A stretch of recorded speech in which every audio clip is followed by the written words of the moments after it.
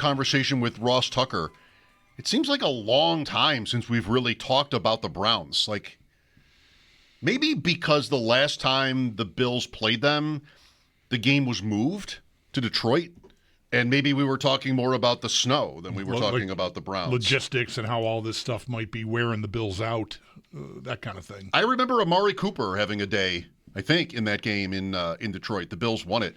The Bills have not seen the Browns in Buffalo since before Sean McDermott walked in the door. 2016 is the last time. This meeting on Sunday is, in Cleveland again, so it might be a few more years. Well, it will be at least a couple before the Browns return.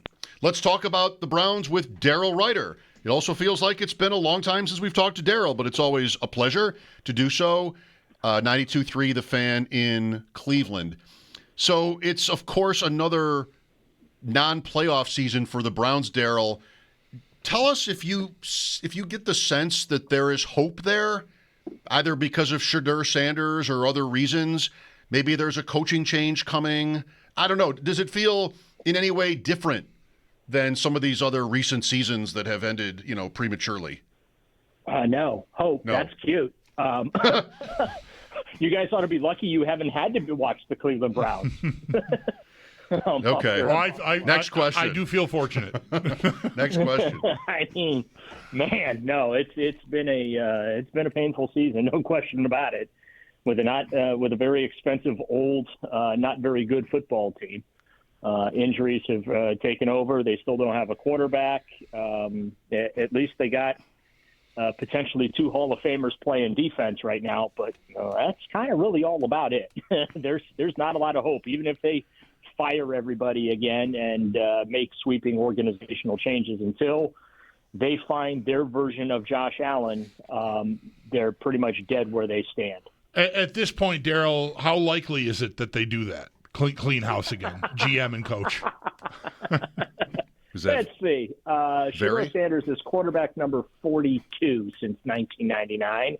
Quarterback number 13 for Kevin Stefanski since 2020. I'm going to say the odds are not in their favor. Yeah. Is it, and it's warranted, you're going to laugh again, in your opinion, this should happen? What, the firing? Yeah. Yeah, I mean, it's to me, if you can't fire one and not the other. That's kind of where I'm at. I don't feel like Kevin Stefanski should be the fall guy, and don't get me wrong, the coaching this year has not been good. This is not a well-organized, well-disciplined football team. They can barely line up properly. And obviously the quarterback situation, is a problem. But if you're going to hold Kevin Stefanski accountable for the wins and losses on the field, and right now you're talking 6 wins and 25 losses since the start of last season, I think you got to blame the guy that put the football team together as well, and you got to send him packing. So that's just kind of where I come out. Now, does it solve any problems? Yeah, I don't know. Been there, done that with a load of coaching changes. They rarely do. I would say John Dorsey's the most qualified and successful general manager that they have had. I'll give Phil Savage his flowers too, because I thought Phil did a nice job when he was here. But yeah, it's not good. The Browns are in a bad salary cap spot. They don't have a starting franchise quarterback, and it's kind of a recycling story here. Yeah. And that's unfortunate. In their defense, both Barry and Stefanski, what was Watson their idea, or was that ownership? Not that it has to matter to the owner, but I feel like that has been the black cloud, handcuff, whatever you want to phrase it, that's been kind of hanging over this team the whole time here. And I wonder how much of that the GM and the coach should actually carry. Well, Andrew Berry wanted Deshaun Watson, okay, and then ownership gave him the green light to do whatever it took to get it done. So, well, that answers that then, yeah. Yeah, and so it's a shared responsibility there, but it is a contract that is hamstringing them significantly, He will not come off the Browns books until 2028. He will not come off the Browns roster until March of 2027 officially, when they do the they use a post-June 1 cut on him to spread out what is left of his salary cap charges over 2 years. And I do kind of feel like that Browns ownership is trying to do a little bit of what they did with Hugh Jackson, right? They're traumatized by their guilt. They hired Hugh Jackson thinking they were going to win football games. They decided to burn it down to the studs. They went 1-31. And so they tried to give him a chance, and, it still went sideways. So I kind of feel like that's where they are with Andrew Berry and Kevin Stefanski. Like, hey, we contributed to saddling the franchise with Deshaun Watson. We contributed to the 13-man quarterback carousel in 6 seasons here. So I don't know, is it fair for us to show you the door? I would argue absolutely it's fair enough to show them the door, because the Browns' offensive line has not been significantly invested in recent years, and it has been decimated this year by injuries. The Browns' wide receiver room, I would argue, is the absolute worst in the National Football League.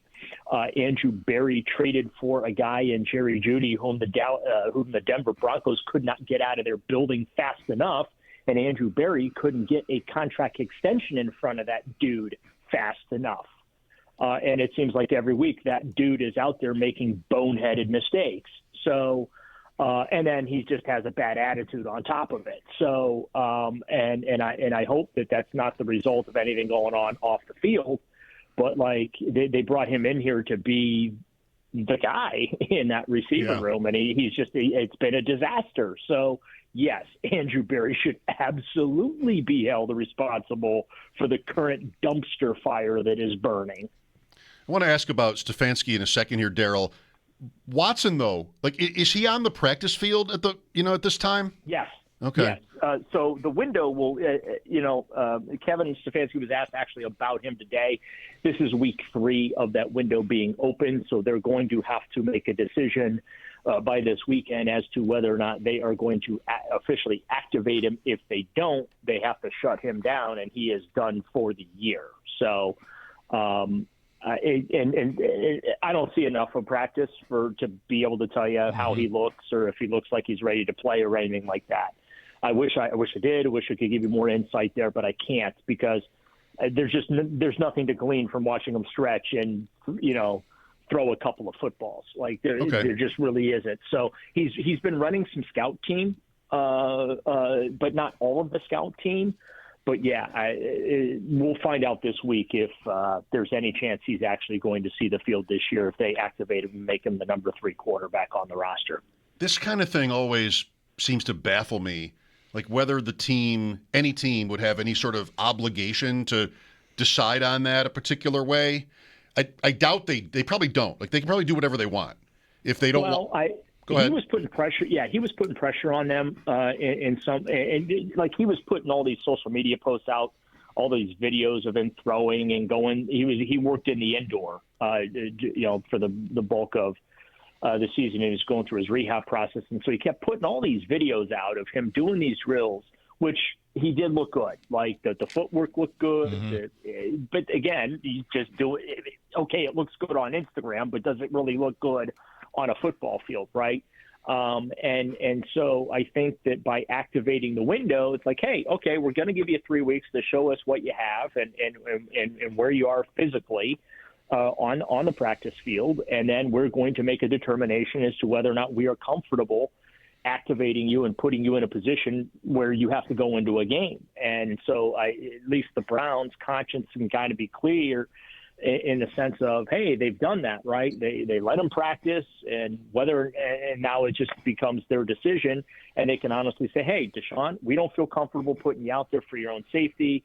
Let's, look ahead to 2026 and figure something out there, but let's, take the last couple of weeks off here and continue to do, what you're doing as far as your rehab and your preparation and all those type of things on the side. but we're just not going to put you in harm's way. Yeah. Have you got your hands around the financials here? Because the impression I'm under, and please stop me as soon as I say a wrong thing here, is that there's insurance if he doesn't play at all this year that will help them on the salary cap next year. So shouldn't they be motivated to keep him from playing just for that alone? Well, the insurance payments don't cover his full $46 million salary this year. Okay. I don't know what the exact dollar figure is, but I have been told that it is significantly less than fully covering his salary. And last year, they only got like a couple $100,000 in salary cap credit for the time that he missed last year. So they're not going to get a significant salary cap savings either. It might be a couple of $1 million, but they're not going to be absolved of a full salary cap hit for the season if that's what you're getting at. So, and I'll be honest with you, this summer I was thinking in the exact same terms of the question you just posed. And I talked to a couple of folks, and they said, no, that's not exactly how it works. Yeah, in some ways, sure, they would get a little bit of a financial reduction as far as, but maybe not enough to make it worth the while, right? Exactly. So I will say this: I do believe that in fact it would be a true, I guess, medical/football decision that would actually get made this week. With Daryl Ruiter, the fan in Cleveland, on Stefanski, so we've been through I'm not sure the numbers, Daryl, but our coaching and quarterback changes as well over the years, none recently. But whether it's the Bills or the Sabres, there are certain times when the subject of whether a coach should be fired comes up, and almost inevitably somebody will reach out to say, oh, well, if that happens, he'll get scooped right up. Whoever you're letting go. This is a 2-time Coach of the Year winner.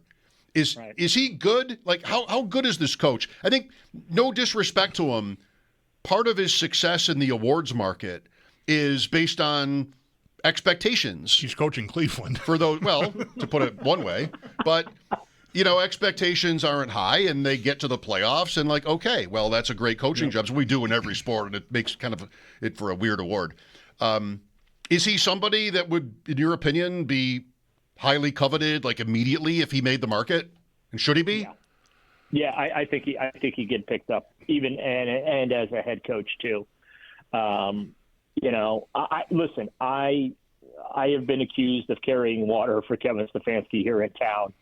And I don't hide behind it. I think Kevin's a good coach. I do have personal and professional respect for him.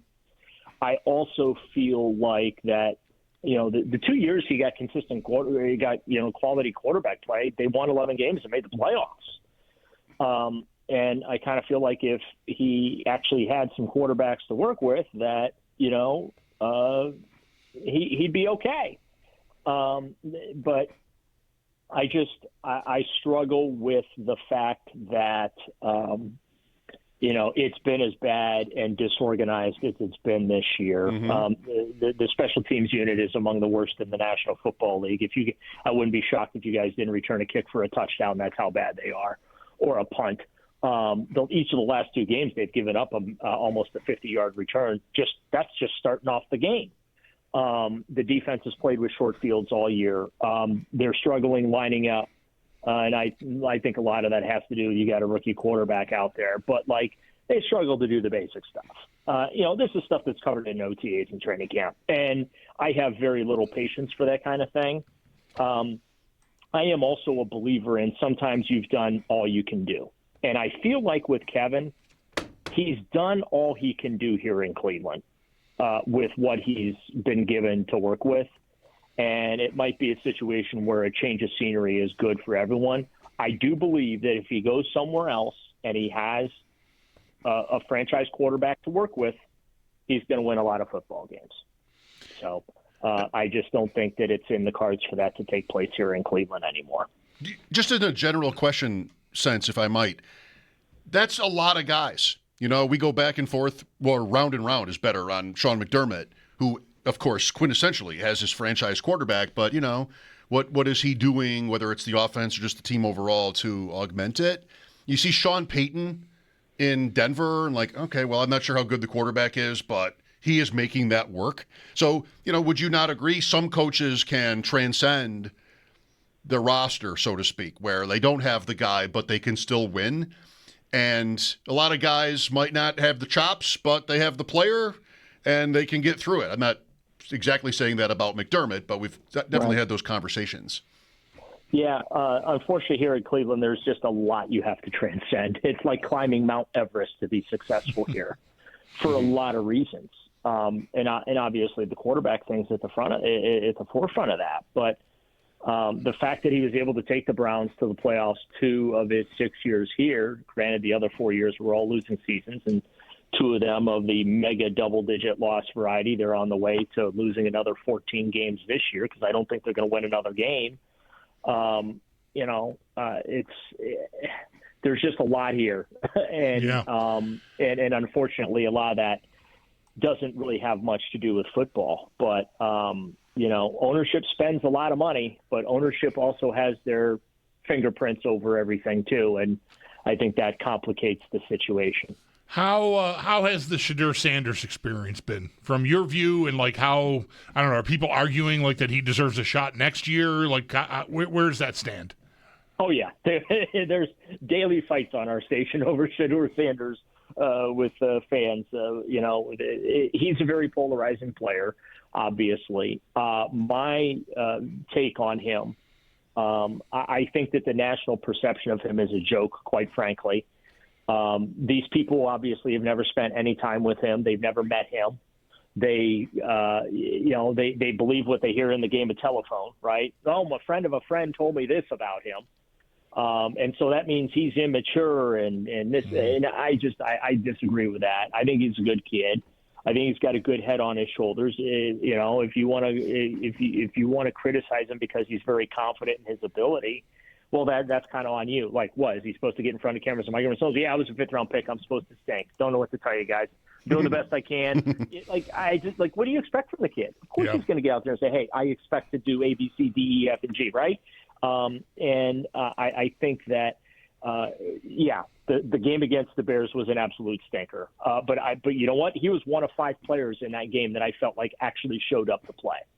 So I do like him. I think that they should give him a look next year because I'm not convinced there's a franchise savior in this upcoming draft.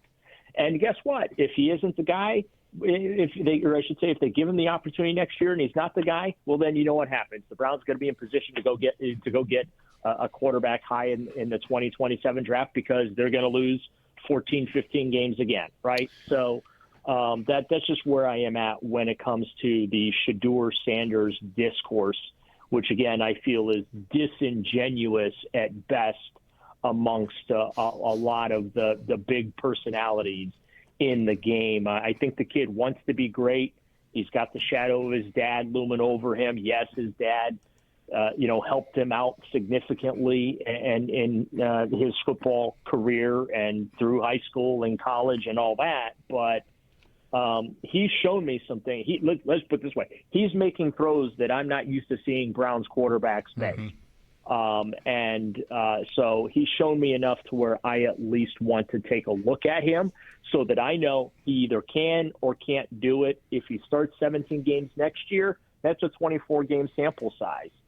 And to me, that's a fair barometer rather than I think it's 7 starts, I should say, that he's going to end up this year. You can't judge anybody off of 7 starts.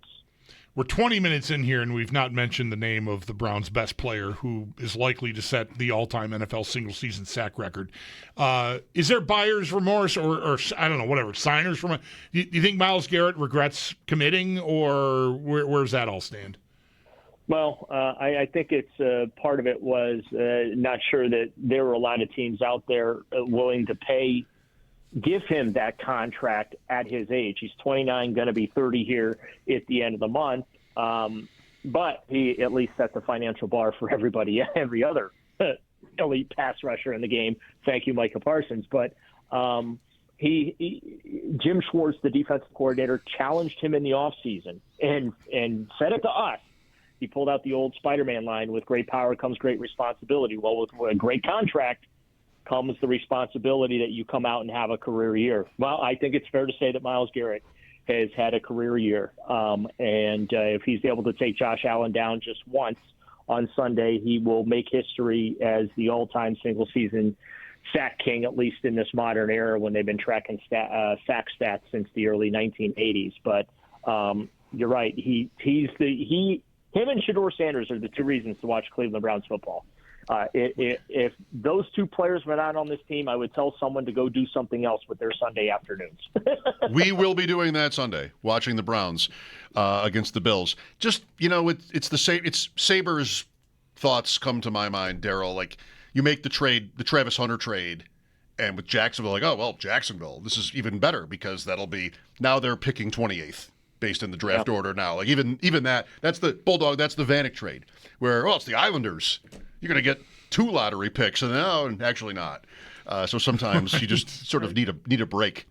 Daryl, we have to take a break, so we'll sign off here. Thanks as always for your time. My pleasure. Thanks for having me, guys.